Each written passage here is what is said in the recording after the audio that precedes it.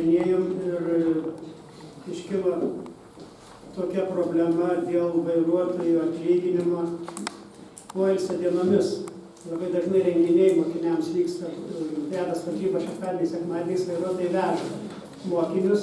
Atsiprašau, turiu nutraukti vėl, vien čia klausimas. Atlyginimus direktoriai nustato. Nenustato, sumokėjimai. Norėjau paklausti, kas apmokės vairuotojams už darbą švenčių dienų?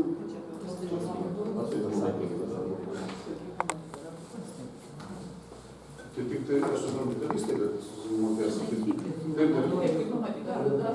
Darbo kodeksą. Ar patenkina atsakymą? Netenkina? Ne. Direktoriui, prašau, gal padėsit tada, nes netenkina. Tai yra darbo mokėjimo tvarka ir darbo kodekse yra numatyta, kaip yra apmokama esant taip. Reiškia mokyklos direktorius, kuris leidžia, tai tuo turi vadovautis, ir ne kitaip. Tai yra galimas variantai visokiausi. Gali būti dvigubas apmokėjimas, jeigu švenčių dienomis, galimas duoti išeiginės dienos. Šiaip visos galima duoti, tai va tai ir daroma.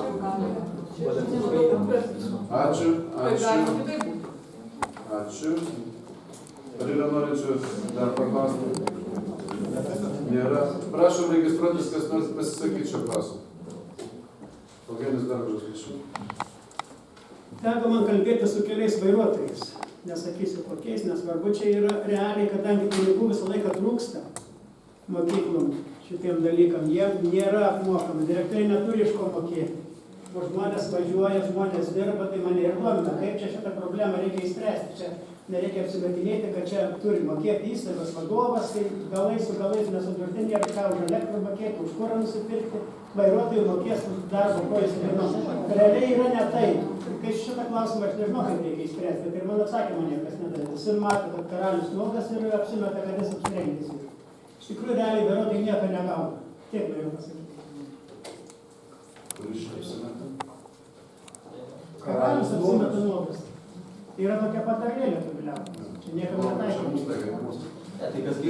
Matau, nėra daugiau norinčių pasisakyti, teikiu balsavimą.